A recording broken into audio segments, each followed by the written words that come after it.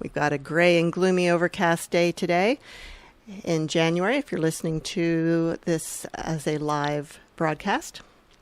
And this is Writer's Voices with Monica and Caroline. I'm your host, Monica Hadley.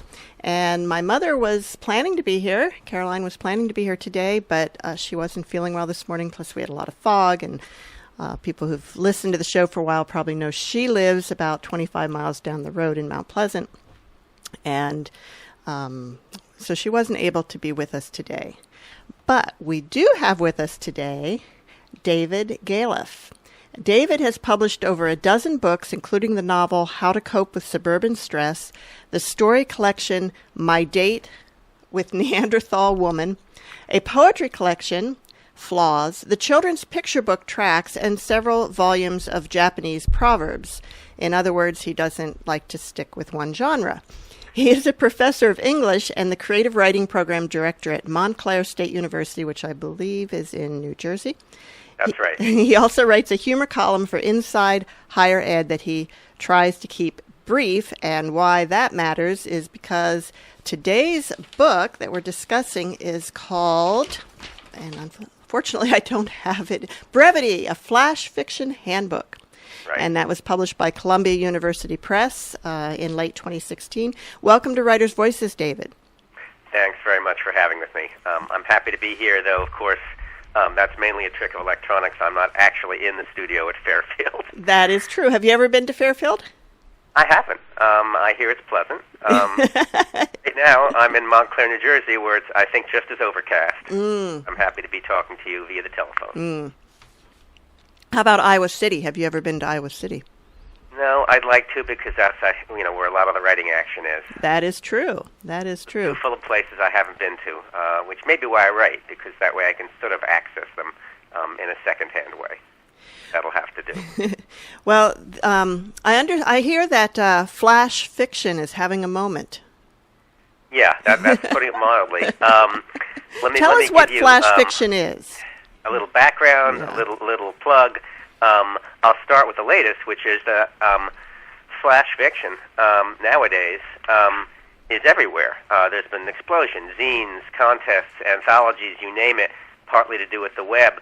But in fact, on the one hand, flash fiction is as old as Aesop's fables, or say Shonagun's Pillow Book, and Cameron. There's a lot of history behind it.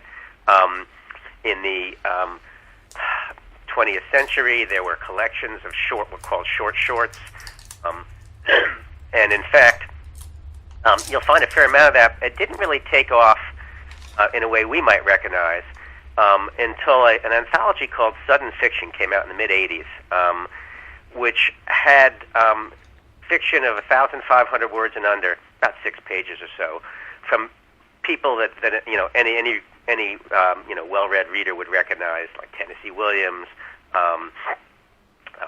Jorge Luis Borges, and so forth.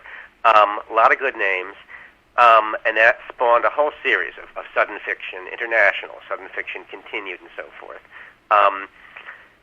And then there was Flash Fiction, came out about 10 years later, where it's about 1,000 words or under. And I will stop the history lesson here, but just to say that the web greatly accelerated this interest. And there are so many websites and magazines and anthologies out there devoted to the form. And since I teach creative writing, and I've been teaching for over 2 decades, that kind of course with an emphasis on brief forms, I can tell you that it also really responds to a need in the classroom or a workshop.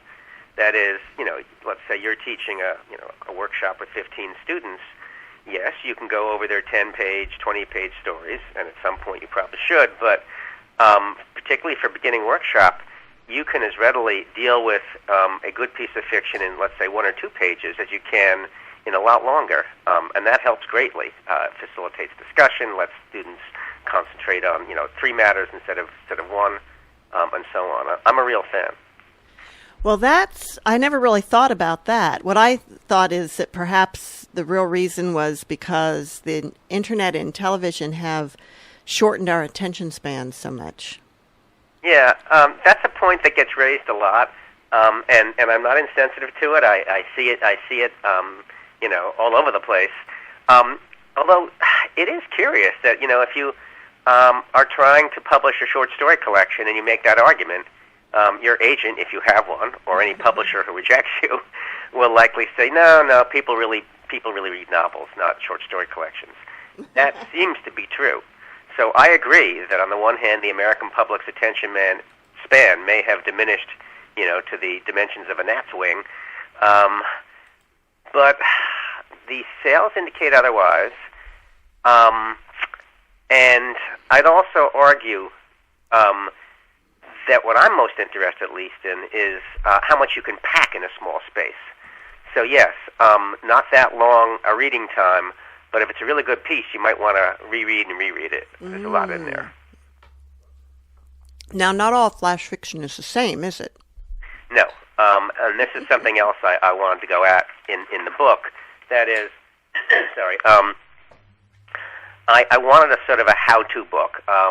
It is, you could describe it as a textbook, though the publisher said let's call it a handbook because some people don't like the idea of a textbook. I would say it plays well in the classroom, but also anyone who's interested in the form.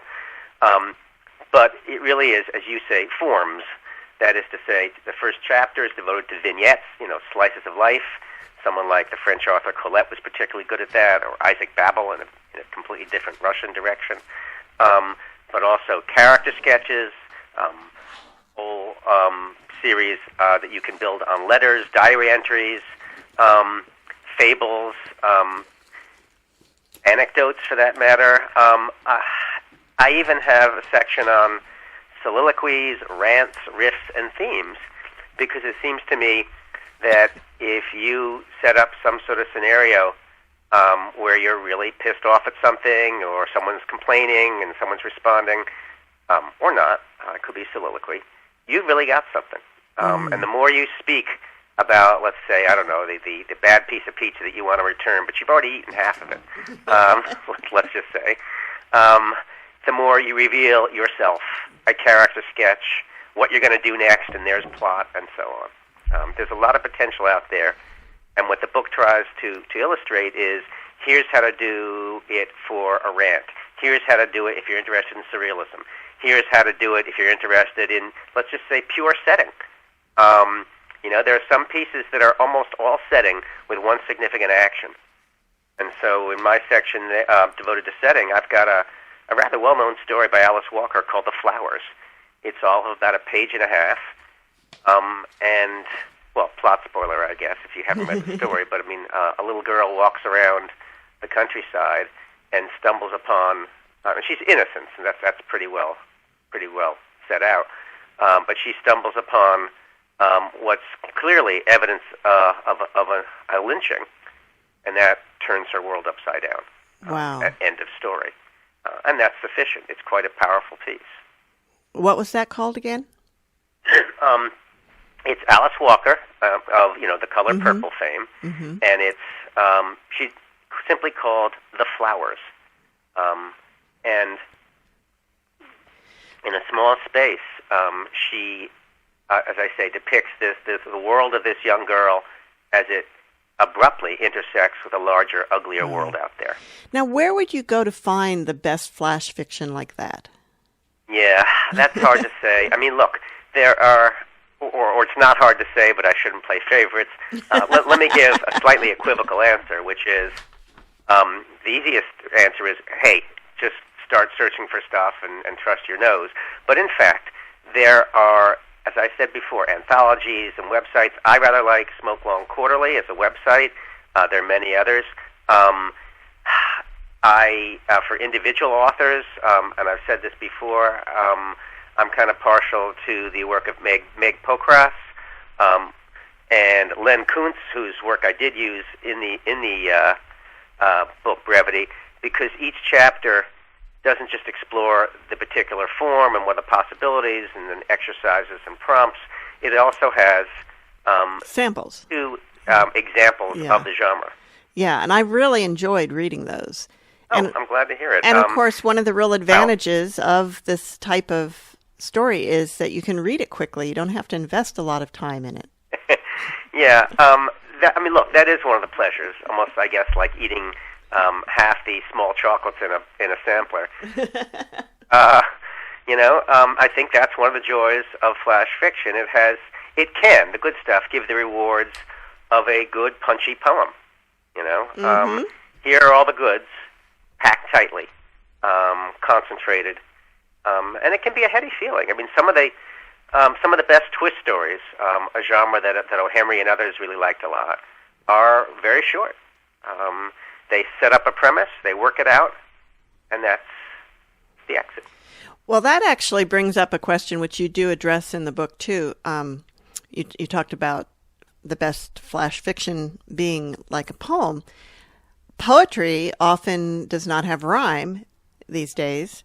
Right. So what exactly is the difference between a non-rhyming poem and a very short flash fiction piece? Yeah, no, it's an excellent question. It's a question I tried to grapple with in a section called Prose Poems, because that's partly what we're talking about. It's not just the absence of rhyme, of course, because free verse poetry still has lines.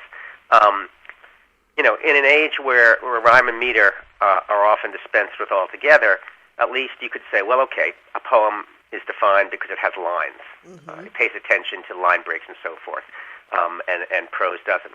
But with a prose poem, which might be just a paragraph, let's say about, an explosion of taste when you try your first grape jujube, your first experience driving a car, while all the scenery swirls around you. I don't know, I'm making this up and making it up badly, but you understand the point. It's a lyric burst. Maybe you can call it concentrated prose. But what differentiates it from your average prose paragraph? And that's not so clear. And yet it's a really good question, because a fair amount of what's out there advertised as flash fiction you might call prose poetry. Partly because it seems more descriptive than not.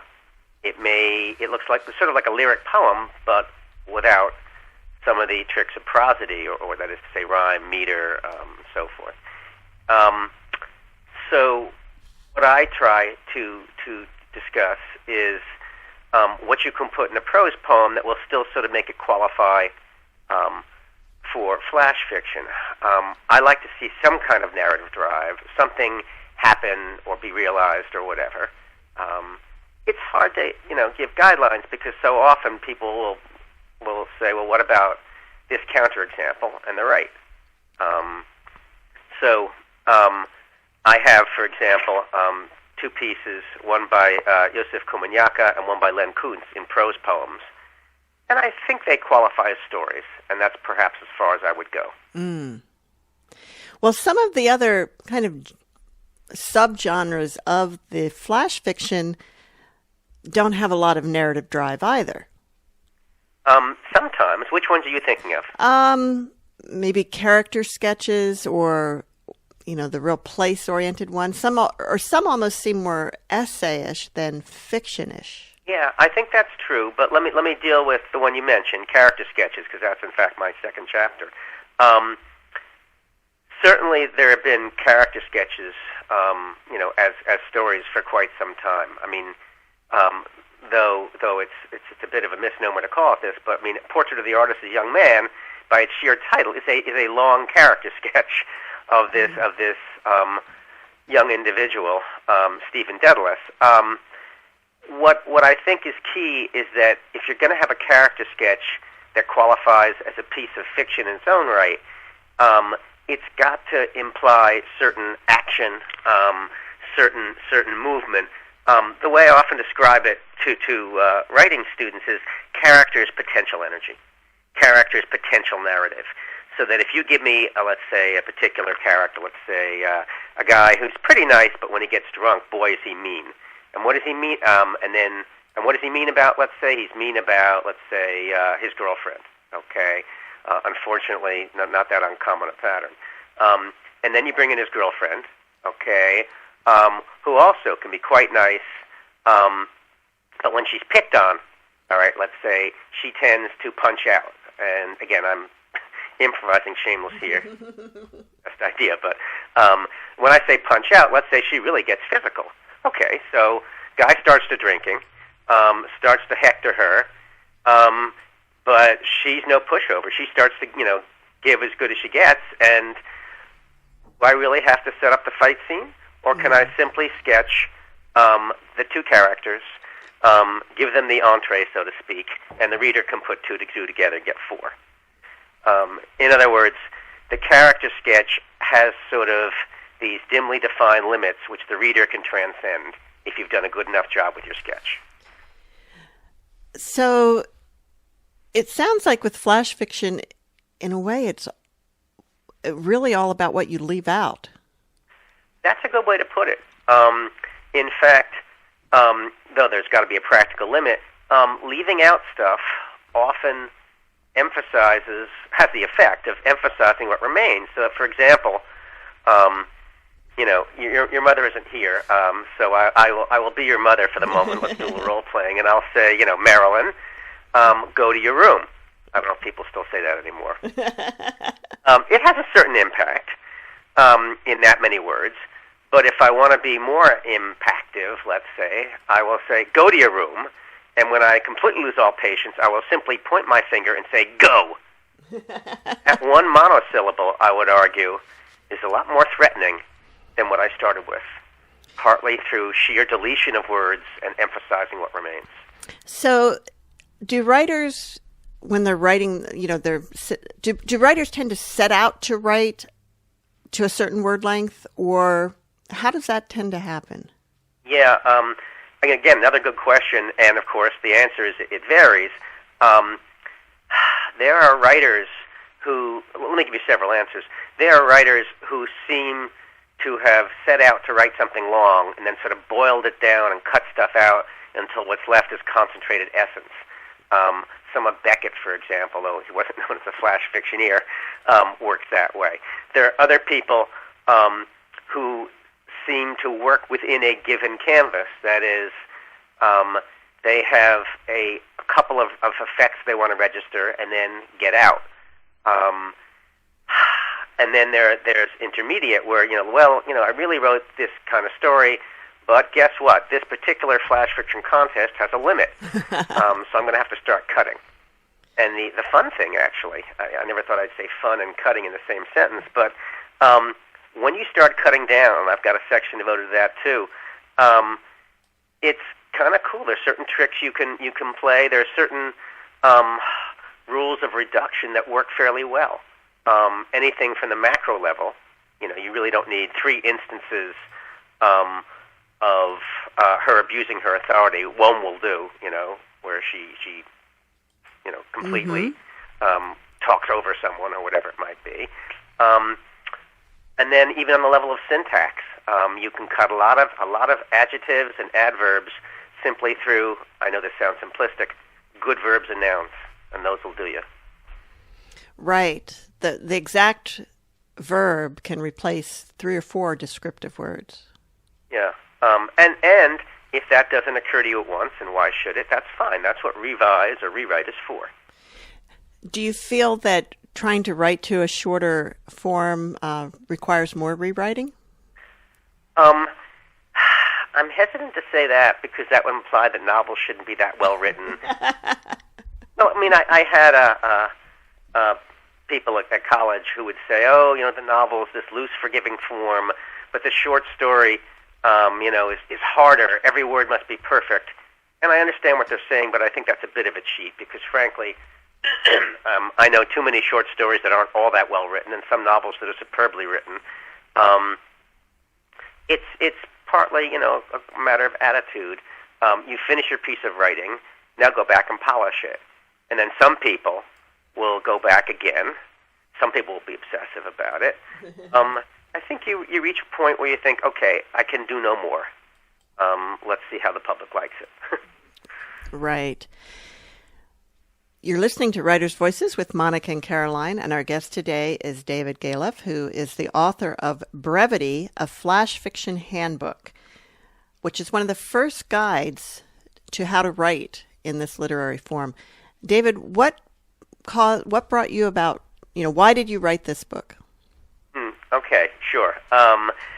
Again, the sort of lead-in answer that goes back a bunch of years, but that's really the answer to the question, which is for 25 years I've taught creative writing. I ran the MFA program at Ole Miss. I now direct the creative writing program at Montclair State University.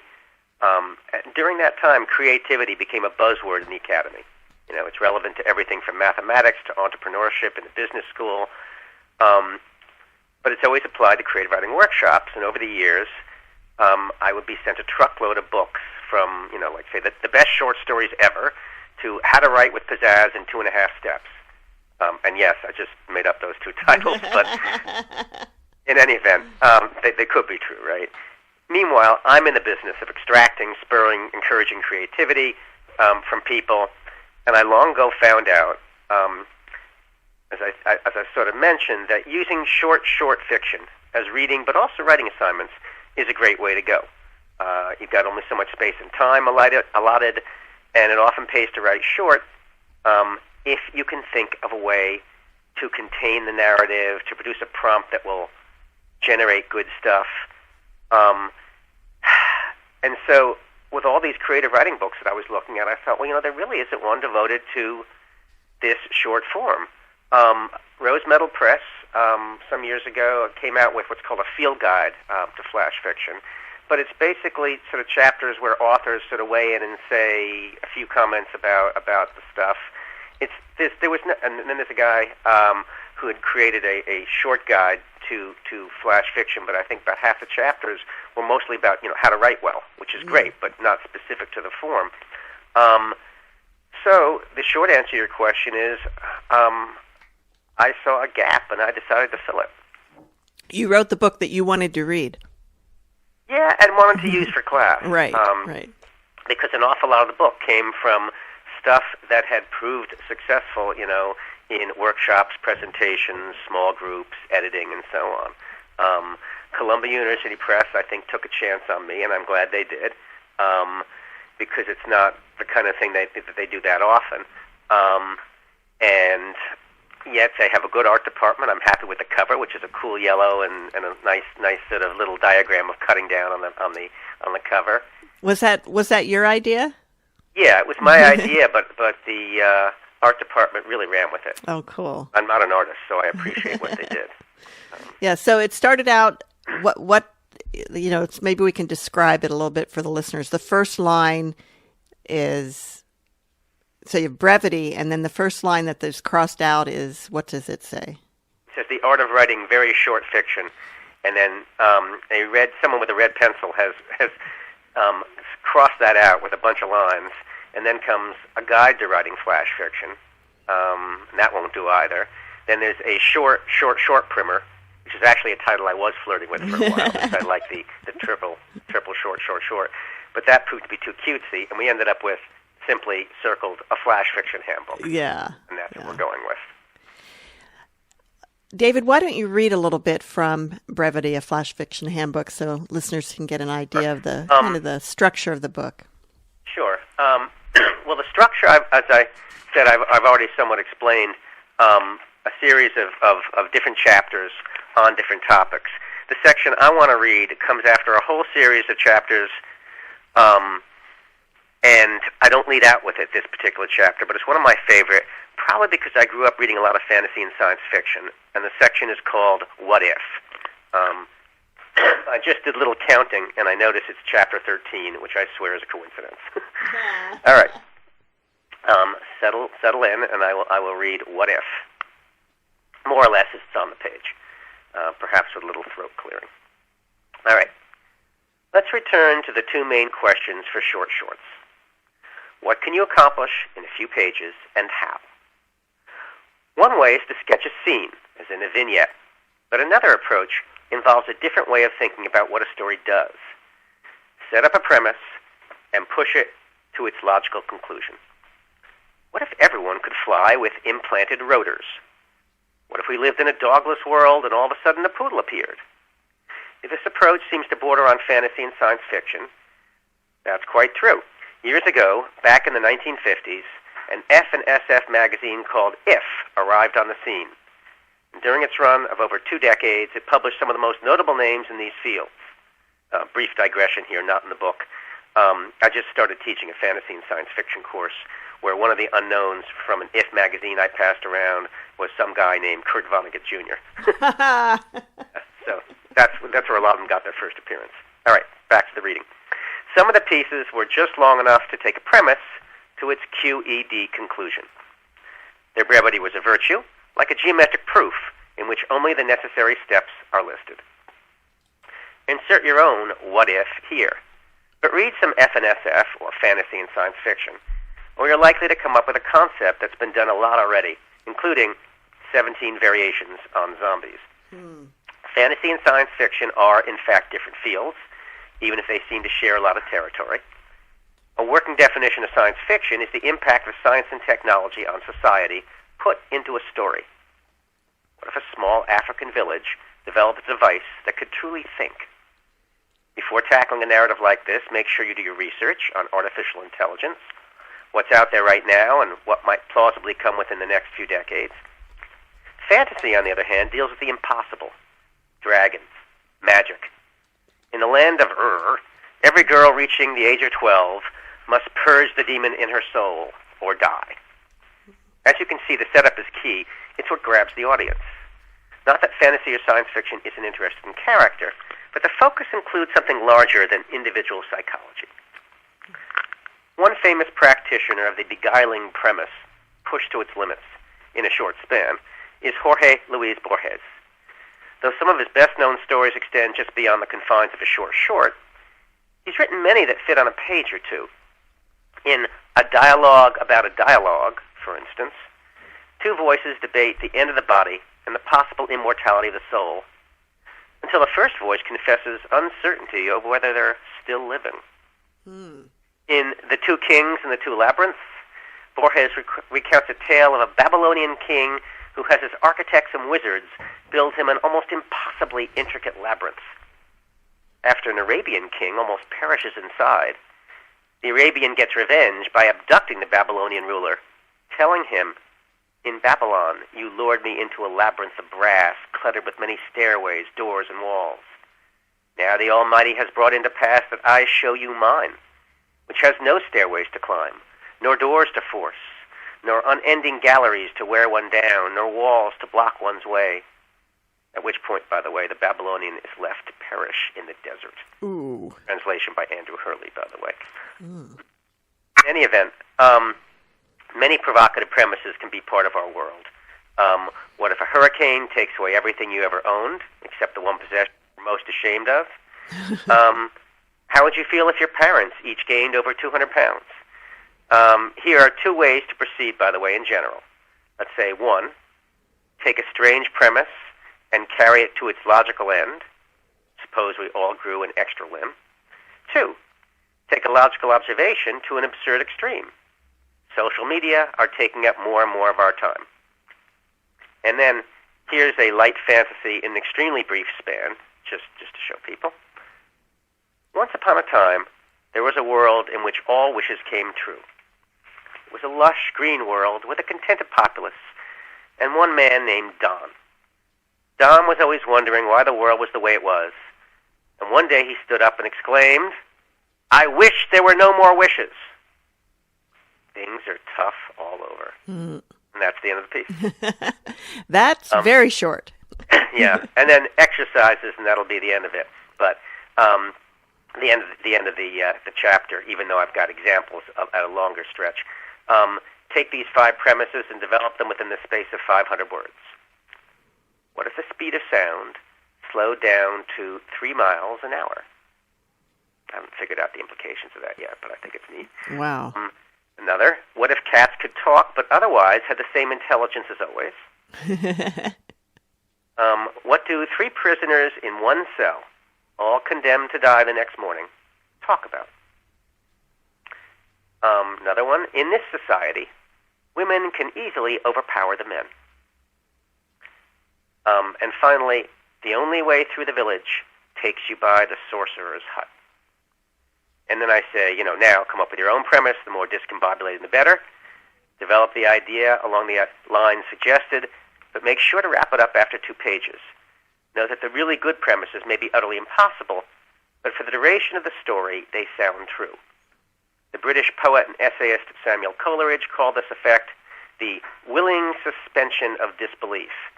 It's not the most graceful phrase, but it sums up the reader's experience for the duration of the piece. And that's the end of the excerpt.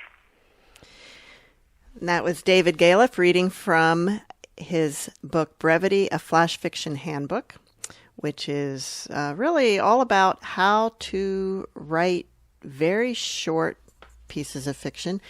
What is the word limit in general that that qualifies? Yeah. This also, I don't mean to keep on coming up with 3 to 5 answers for every question. They're good questions, and they deserve a fair hearing. The original shorts that Shepard and Thomas in Sudden Fiction back in '86, their seminal anthology, had about 1,500 words at the maximum, which is about 6 pages. When Tom Hasekka and company came out with flash fiction, back in '92, I think it was, their limit was 1,000 words, and that's remained somewhat of a benchmark. And as you can hear, the term has changed mostly to flash fiction to cover all sorts of different lengths, because there was also an anthology called Microfiction by a guy named Jerome Stern, unfortunately passed away, where his limit seemed to be closer to 500 and fewer. There is, to go toward, there's a section in my book called Vanishing Point. Well, how far can you push it? Well, there's a very famous example, isn't there? Well, okay, I'll get to that. Let me get to that near the end. Or we can get to it now, and then I'll go back. I think the example you're talking about is what used to be ascribed to Hemingway. Right. It's simply, for sale, baby shoes, never worn. And it's poignant, and it's 6 words, and it's often ascribed to Hemingway, but in fact, as any Hemingway scholar can tell you, it's never been found in any of Papa's papers, and its first appearance dates to a play that was written about Hemingway a few decades ago. So it's a great story, and a story about the story, and if he didn't write it, he ought to have. I'm really sure he did. And every once in a while, in a fit of temperament, of cutting down and wanting to edit other people's material, I think, for sale, baby shoes never worn? How about just sale, unworn baby shoes? Well, I don't think it has the same impact, but I did just save 33%. So there's that. But there is a point where you lose impact by cutting. Although, I think this site is defunct now, which is too bad, but it was simply called something like 2-sentence horror stories. And the first sentence was the innocent-seeming setup, and pulled the rug from under you and made you realize this is a horror.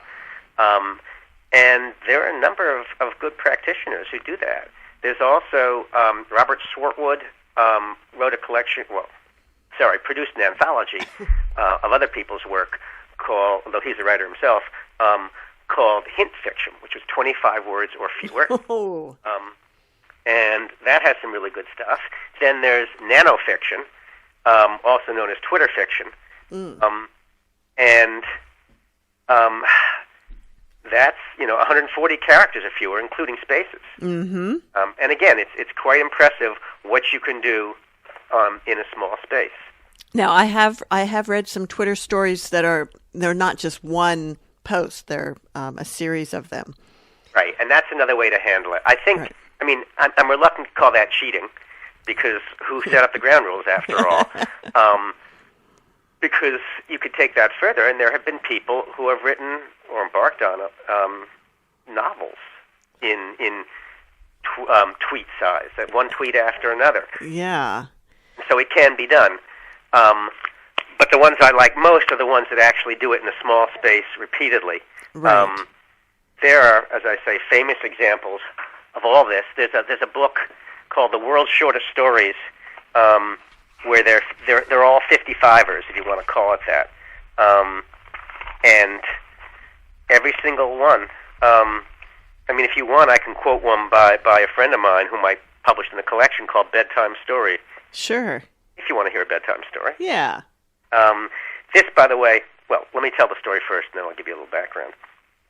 All right, Bedtime Story by Jeffrey Whitmore. "Careful, honey, it's loaded," he said, re-entering the bedroom. Her back rested against the headboard. "This for your wife?" "No, too chancy. I'm hiring a professional." "How about me?" He smirked. "Cute. But who'd be dumb enough to hire a lady hitman?" She wet her lips, sighting along the barrel. "Your wife." And it's a neat little twist story. Yes. Bit of a thriller. This has been printed and reprinted endlessly, and poor Jeffrey never got a dime. He's told me for the story. I paid him because I believe in paying all the writers in the handbook I produced, and I was happy to do so. I think it's a miracle of compaction, and it's 55 words. You know, that is a question I have. When you get, how do you monetize the microfiction? Yes, another good point. I mean, any place. Well, it's part of a larger issue. How do you monetize any kind of short fiction? Yeah. Even the limited high-paying outlets for that, places like the New Yorker, Harper's, and Atlantic, are in short supply to say the least, and most don't do what we would recognize as really short forms. One short answer to your question is either one, I don't know, or two, there isn't much of a way. On the other hand, there are still places to pay. I mean, Great Jones Street, which is a relative newcomer to fiction and fiction apps and so forth, puts up a bunch of short stories and shorts and flash fiction, and they pay. Do they pay, scads of money? No. Who has scads of money? But they do pay, and there are other magazines that pay, and this is, I guess, what was that one called again? It's part of a larger issue, that is, who's paying for all that material on the web. Yeah. I think endless surfing has conditioned us to get everything for free. Right. When there's a paywall, many of us will say, well, why bother, and I'll go elsewhere, which is a shame, because there's a great amount of material out there, and I love the fact that it's free, but someone needs to earn some money, right? Right. And it's even, it's a concern definitely with fiction, but to me right now it's become even a more concern about journalism. Yeah. And I'm as guilty as anyone that I read my 10 free stories a month from the New York Times. And then I'll wait until the next month to read more. Yeah. And see, again, you're right. But I, doing that for a few months, thought, no, I better support the free press. Yeah. Because my wife's a journalist. Yeah, I've come to that conclusion, too, because if we don't, we're not going to have a free press. I worry about that, yeah. Yeah. And I think it's not that literature is the same thing as journalism. It isn't, though good journalism often is literary. But I regard both as extremely important, and I do worry about threats to them. So, something to think about. I know, but somebody's making a lot of money off the web. It's just not the writers. I think tech makes a fair amount of money, and advertisers, perhaps. I mean, to that extent, you may be talking to the wrong person for this interview. I'm not an entrepreneur. I sometimes wish I were. And I sometimes wish entrepreneurs were more creative, as they claimed. But I don't know who's making a ton of money in this economy, except for perhaps big business and tech industries and maybe drug manufacturers. But, another way to go, and you see this occasionally, it's actually how I got my first story published, is if these industries and businesses would encourage the arts. My first story was published in a computing magazine way back when. Interesting. It paid. And I was delighted. I was all of 17. And I thought, this is cool. That is, here's a tech industry that's publishing fiction. The latest issue of Wired magazine, which is all about tech and so on, is devoted a lot of space to printing some science fiction stories that are kind of neat. That is cool. And that is a good way, a good avenue to have these. And advertisers could be advertising on sites that are publishing literary work. Sure. And they should be, and probably are. But I mean, I know from personal experience with the writersvoices.com website, where I have several hundred of our past interviews on there. I'm behind several hundred on getting them all posted, but and all I was trying to do was be an Amazon affiliate, and so when people bought the books through Amazon, if they clicked through from my site, we'd get a small percentage, and right. I got almost none. In fact, I think I got kicked out because I didn't as an Amazon affiliate because we weren't getting enough. So, and I know people are buying on Amazon, but they're probably going to it a different way, and yeah, this is the kind of thing that someone needs to figure out. And at some point, there may come, a flashpoint like that. It's enough already. Something must be done. At this stage, though, artists are sort of scratching their heads and wondering how to pay the bills. I mean, one of the answers, though it's not an answer to monetizing art per se, is don't quit your day job. Right. Right. And I'm lucky in that respect. That is, I really like teaching. And on days when the writing's not going great, I sure can teach. I hope I can teach other days as well, too. But, I mean, I find one important to the other. So, David, did you always want to be a writer? I mean, you said you published at 17. So. Let me say that. Yeah. I was the kind of kid who brought a book even to the library just in case they ran out. At a certain point, I'm not sure where I could date it, I looked up and thought, this isn't that well done. I bet I could do that. And when that was, I guess it was early teens or something. I'd written stuff for class and so forth, but that was the first time I wrote something outside of class, taking my own time, a piece of forgettable fiction, I'm sure. But I worked at it, and I kept improving, I hope, and then finally I started sending a few things out. I have to say, I was motivated by what I regard as perhaps not that generous an impulse. I mean, many people say, I want to share my work with the world, which is nice, though there may be some ego there, too, I'm sure. Of course. In my case, I thought, hey, this is okay, but, I think I can do better than that. Sort of a competitive impulse, but what propelled me to start writing, because I thought, all right, let me see if I can do something here. And the rest was endless sending out of manuscripts. In those days, a 9x12 manila envelope, or a business-sized one if you were cheap and wanted to tri-fold the manuscript, and a prepaid, pre-stamped envelope for it to come back in, and so forth. And I still have somewhere over my desk advice from, I think it's Ring Lardner. I'll probably misquote it, but the gist of it is something like, a good many beginning writers make the mistake of including a self-addressed stamped envelope big enough for the manuscript to come back in. This is too much of a temptation for most editors.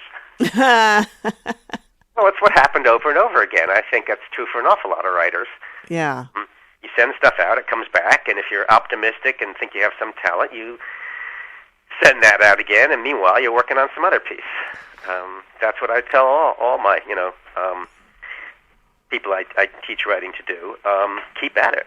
And of course, it's a lot easier to submit now. You don't have to go to a copy place and make photocopies. And I mean, it used to be hard to even get your manuscript typed. And when I talk, for example, about carbon paper, which actually that kind of typing predates even me, they look at me blankly because these days carbon paper is some sort of art class trick. Oh, okay. Well, I must be older than you because I definitely used carbon paper. I used it for what's called dittos sometimes, where you type and then you cut out a sort of a stencil and then you use it to reproduce pages in pre-Xerox days. Uh-huh. But no, by the time I was a kid, Xerox machines had started to come into play. But even then, there were a lot of magazines that did not want to see a photocopy because they didn't want to see you were distributing your work here and there and there. Right. So then they said no simultaneous submissions, and then the printers came out. That is, computer printers. And you're right, the whole ball game changed. with intermediate stages. For example, there was a time when if they liked your piece, they wanted to see a computer disk, and then an email attachment. And now most places, you submit through Submittable, which used to be called Submishmash, and they'll get back to you, or they, in a while. And you're right, it's a lot easier. And this is, I think, accounts for proliferation of a huge number of submissions. They no longer say no simultaneous submissions, but rather you can submit simultaneously, but if you do, would you please notify us at once if it's accepted elsewhere? Fair. Yeah, that does seem more fair. So you mentioned earlier about flash fiction contests. Are there a lot of them out there? Yeah. It's one way of increasing revenue for a magazine, and not in a legitimate way. Many writers out there, I think, are very wary of contests. They think, I'm just going to, toss in some money, and who's going to read it? But what I think they should realize is that, once the NEA, the National Endowment for the Arts, started cutting funding, a contest was a legitimate way for a magazine, poor magazine, to lurch from pub date to pub date, on the proceeds of some of the entry fees. They're not, in other words, they weren't, coining money hand over fist and traveling to South America on the proceeds of the contest. Rather, they were using it for day-to-day expenses. So they're all over the place. There's Tampa, I think, has a rather well-known one. There's one place that I think, I'm going to get this wrong, so I'll simply half-fabricate, but I think the winner gets something like a case of beer and publication in the magazine. Well, other ones pay, like say $500 or more for one short piece of flash fiction, similar to the way they might reward, a poem. And I think that's great if they can manage it. But yeah, many contests, and a lot of people. This responds to what you were saying earlier. A lot of people, let's say, submitting that one killer piece that they've worked on so hard to 4 or 5 or 7 contests. Yeah. Can you win more than one contest with the same piece? Probably not, because, and I say probably, because one of the points of it is the winning entry will be published in our magazine. And I do not, now I'm the editor, all right, let's say. Right. I'm not that keen on publishing the winner of this contest if someone else has beat me to the punch. Right. We talked earlier about journalism. There still is some newsworthy aspect to literature. It's why people sending out their work used to say offer it, first North American serial rights, which simply means privilege of publishing it for the first time in this continent. Right. Is flash fiction a worldwide phenomenon? Yeah, it seems to be heading that way. I have heard of flash fiction in Japan, in Czechoslovakia, and elsewhere. Even as creative writing as a sort of industry also slowly becomes global. But yeah, people like to create. They always have. This gives them a venue to do it. I would think Japan would be it would be a natural fit because, of course, their famous poetic form haiku, which is very condensed. For what it's worth, since I lived for over a year in Japan, and my first book was actually a translation of Japanese proverbs. The Japanese are masters at miniaturization. For example, take the old-time Chinese fan, which looked like a palm leaf.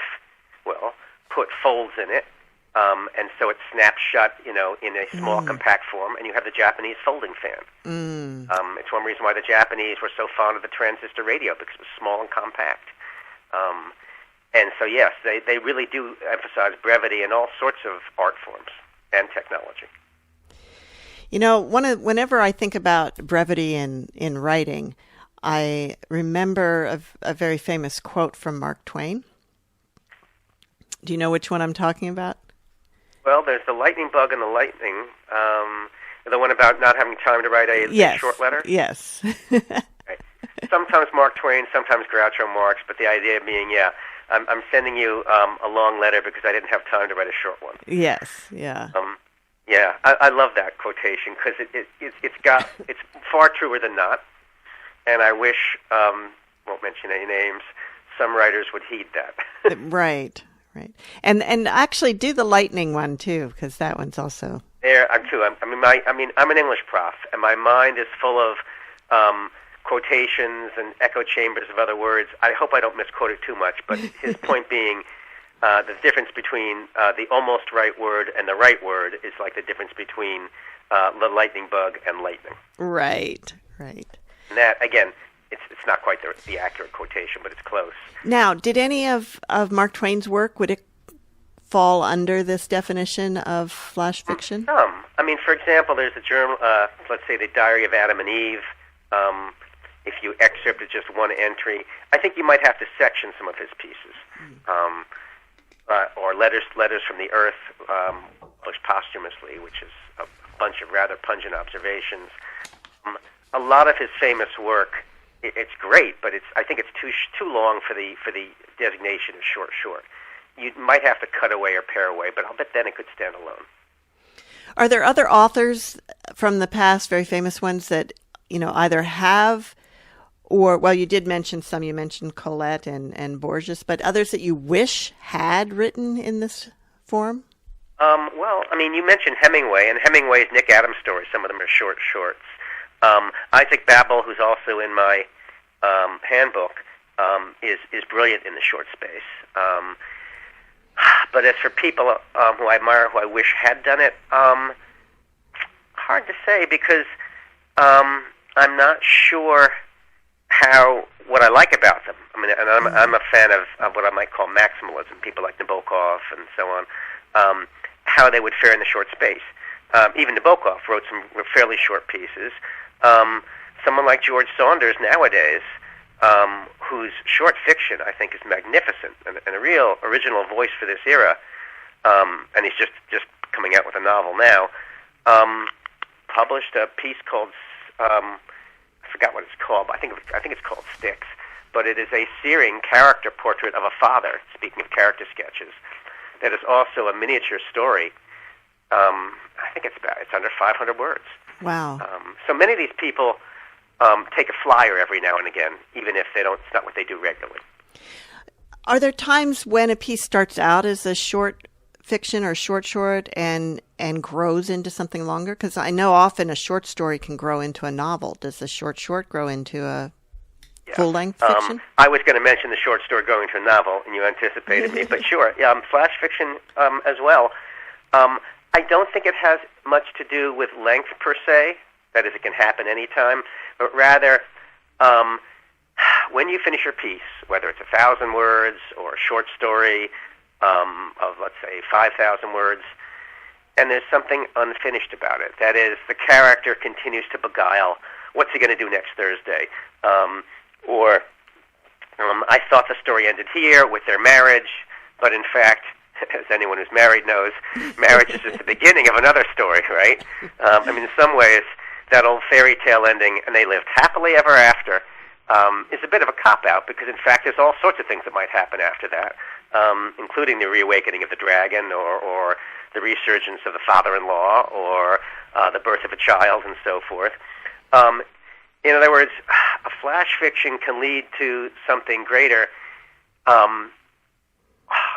If you look under almost any sentence that you think, this tells a bit of a truth here, but there's more to get at.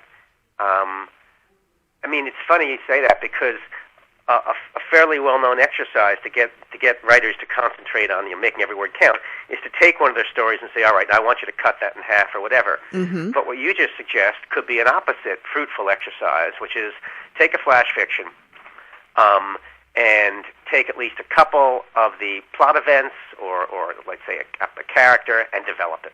Yeah. And the other thing I was thinking about is, there's a genre of novel that is story cycles, where you have a number of short related pieces that altogether Arabian encompass Nights, for the one novel. thing, although that's not exactly a novel. Well, that's true.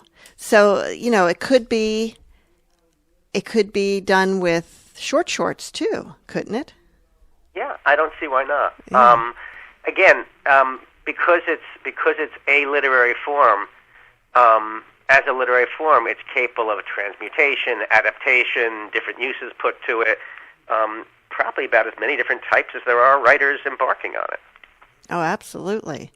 Yeah, we have. What do you see in the future for this forum? Sorry, what? What do you see in the future for this forum? Well, I did try to tackle that in a section, I guess, fittingly called The Future. Again, it's already all over the web, but the web itself, developed and sprawling as it is still in some senses in its infancy. And I see hybrid forms merging not just graphic and text, but perhaps various links and so forth, hypertext, eventually some sort of artificial reality. That's a possibility. We've already reached perhaps the vanishing point in terms of words. Hard to say, but maybe. Where else? I don't know, because sometimes I worry about the fate of literature itself. But I think there'll always be readers. And right now, flash fiction is having, I think, a well-deserved heyday. So many people seem to enjoy a good short story. Well, we are natural storytellers, and we learn from stories. I hope so. Yeah. Well, we're about out of time, David. I really enjoyed having you today. Me too. Thank you very much. Yeah. We've been speaking with David Galef, the author of Brevity, a Flash Fiction Handbook, which has some wonderful, real good hints about how to improve, how to cut your writing, how to get there, how to write flash fiction. It gives samples, it gives writing prompts, but just also really good advice. I hope so. Yeah. And what's next for you? Well, I'm the kind of writer who will turn around and write a short story and then something else. I sometimes consider myself a shameless eclectic or a hack who'll write for anyone who'll pay me. I've got a novel number 4. I've published 3 others that's just looking around for a publisher. I have another humor column due for Inside Higher Ed. It's no one particular program. The general point is I'm going to keep on writing and teaching. Well, that's great, and we look forward to reading more and more of your writing and more flash fiction. And stay tuned now if you're listening on Friday for Planet Earth. We will see you next week on Writers' Voices.